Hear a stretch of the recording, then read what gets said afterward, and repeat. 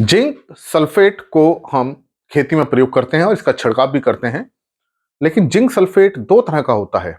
Zinc sulphate एक 21% वाला होता है और एक 33% वाला होता है। तो आज मैं इसी बात पे चर्चा करूंगा कि ये जिंक सल्फेट ये दो होते हैं, ये क्या अंतर है इन दोनों में कितना जिंक होता है और जिंक के साथ साथ कितना इसमें सल्फर होता है, क्योंकि दोनों ही आवश्यक पोषक तत्व हैं, जिंक भी और सल्फर भी। और अगर हमें खेत में डालना है, बुआई के समय डालना है, तो हमें कितना देना चाहिए, और अगर हम खड़ी फसल में इसका छिड़काव करना चाहते हैं तो कितने प्रतिशत का छिड़काव करना चाहिए। दोनों जिंक सल्फेट की डोज अलग अलग होती है। देखिए, जो जिंक सल्फेट जैसे मैंने आपको बताया, एक मोनोहाइड्रेट है, एक हेप्टाहाइड्रेट है। तो जो जिंक सल्फेट हेप्टाहाइड्रेट है, इसमें पानी के मॉलिक्यूल ज्यादा होते हैं। इसमें सात सात को बोलते हैं हेप्टा। तो ये जो हेप्टाहाइड्रेट है, अगर तो इसमें 21% जिंक होता है, जिंक को हम Zn से करते हैं, और करीब करीब 10% इसमें सल्फर होता है हेप्टाहाइड्रेट में। और जो जिंक सल्फेट मोनोहाइड्रेट होता है, इसमें पानी का, वाटर का एक मॉलिक्यूल इसके साथ अटैच होता है, और इसमें जो जिंक की मात्रा ज्यादा होती है, जिंक इसमें 33% होता है, और जो सल्फर है वो करीब 15% होता है। तो एक तो दोनों की क्वांटिटी में अंतर है। और अगर हम फार्मूला देखें तो इसका फार्मूला होगा ZnSO4, और हेप्टा का मतलब 7 होता है, 7H2O। पानी के 7 मॉलिक्यूल होते हैं, तो पानी की इसमें ज्यादा एटम मॉलिक्यूल रहते हैं। और इसका जो फार्मूला है वो ZnSO4H2O। मोनो मतलब एक, तो पानी का एक है। केमिकल फार्मूला आपने देख लिया, केवल पानी के मॉलिक्यूल का अंतर है। इसी कारण से, चूंकि इसमें मॉलिक्यूल ज्यादा है पानी के, तो जिंक और सल्फर की परसेंटेज कम है, और इसमें केवल एक मॉलिक्यूल है वाटर का इसके स्ट्रक्चर में, तो जिंक और सल्फर की मात्रा ज्यादा है। इसका मतलब कि जब हम मोनोहाइड्रेट हम अपनी फसल को देते हैं तो ज्यादा जिंक और ज्यादा सल्फर मिलता है। तो बड़ी अच्छी बात यह है कि ये दोनों तत्व इसेंशियल है, पौधों के लिए आवश्यक है। और जो सल्फर है इसके अंदर, वो सल्फेट फॉर्म में है, और जब सल्फर सल्फेट फॉर्म में होता है तभी जड़ें और पत्तियां उसको तुरंत लेती हैं।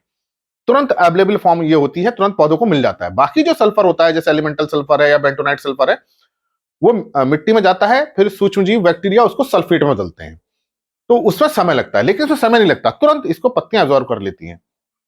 सल्फर की जो एब्जॉर्प्शन फॉर्म है वो सल्फेट होती है। तो एक इसलिए पौधे जब हम छिड़काव करते हैं तुरंत हमें इसका असर आता है, जिंक का असर भी आता है और सल्फर का असर भी देखने को मिलता है। तो ये मैंने आपको बताया परसेंटेज की मात्रा। और खास बात मैंने बताई कि जो सल्फर है वो अवेलेबल फॉर्म में है, तुरंत पौधों को उपलब्ध हो जाता है, क्योंकि सल्फेट फॉर्म में है। इसके बाद हम बात करें कि अगर हमें खेत में डालना है, मिट्टी में हमें मिलाना है इसको, खेत में बुआई के समय मिट्टी में, और इसे हमें बुआई के समय ही देना चाहिए, तो ये इसकी जो मात्रा है ये हमें करीब 10 किलो प्रति एकड़ की देनी चाहिए, और इसमें हमें करीब 6 किलो प्रति एकड़ देना चाहिए। दोनों की मात्राओं में अंतर है, इसलिए ध्यान रखें कौन सा वाला आप यूज कर रहे हैं। अगर आप 33% वाला जिंक दे रहे हैं तो 1 एकड़ में केवल 6 किलो डालें। अगर 21% वाला दे रहे हैं तो 1 एकड़ में 10 किलो डालें। तो उसमें देख लें, जिस बैग में जिंक सल्फेट है उस बैग को पढ़ लें, उस बैग पे क्या लिखा है, और इससे समझ सकते हैं आप 21% वाला और 33% वाला। अगर हमें फसल पे छिड़काव करना है तो देखिए, इसके लिए हमें इसका 0.5% का छिड़काव करना चाहिए, मतलब कि 5 ग्राम प्रति लीटर पानी में इसका घोल हमें बनाना चाहिए, तब इसका हमें छिड़काव करना चाहिए। और इसका हमें 0.3% का करना चाहिए, क्योंकि इसमें जिंक और सल्फर दोनों ज्यादा हैं। तो ये हो जाएगा 3 ग्राम प्रति लीटर। तो ध्यान रखें कि अगर 33% वाला है तो उसको 3 ग्राम प्रति लीटर का सॉल्यूशन बनाइए, और इस वाले को 5 ग्राम। तो दोनों की देखिए अंतर है दोनों में, लेकिन समानता क्या है कि दोनों ही जिंक देते हैं, दोनों ही सल्फर देते हैं। जिंक भी वाटर सोल्यूबल है और सल्फर भी इसमें वाटर सोल्यूबल है, दोनों ही पानी में घुल जाते हैं। और सबसे अच्छी बात है, सल्फर इससे तुरंत अवेलेबल हो जाता है। तो जनरली हम ये समझते हैं कि जिंक सल्फेट से केवल जिंक मिलता है, ऐसा नहीं है। जिंक सल्फेट से दोनों तत्व मिलते हैं, जिंक भी मिलता है और सल्फर भी मिलता है। तो जो फसल में रिस्पॉन्स आता है वो दोनों का आता है। तो ये दोनों की कमी पूरी करता है, जिंक की भी और सल्फर की। तो अगली बार जब आप जिंक सल्फेट का प्रयोग करें तो जरूर उसको देख लें कि ये 21% वाला है या 33% वाला है, उसी के अनुसार उसकी डोज को चेंज करें। कोशिश ये करें कि जिंक सल्फेट को आप बुआई के समय ही दीजिए, जिसे हम बेसल डोज मानते हैं कहते हैं, उसी समय दीजिए ताकि मिट्टी में जाए और जड़ों से ले, तो ज्यादा मात्रा को ये एब्जॉर्ब करेगा और अच्छे रिजल्ट्स हमको इसको मिलेंगे।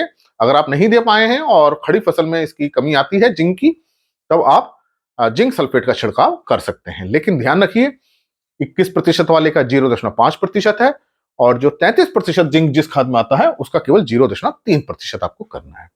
आशा है मेरी बात आपकी समझ में आई होगी कि जिंक सल्फेट मोनोहाइड्रेट और हेप्टाहाइड्रेट में क्या अंतर है और दोनों का जो मात्रा है प्रयोग का वो कितनी कितनी है।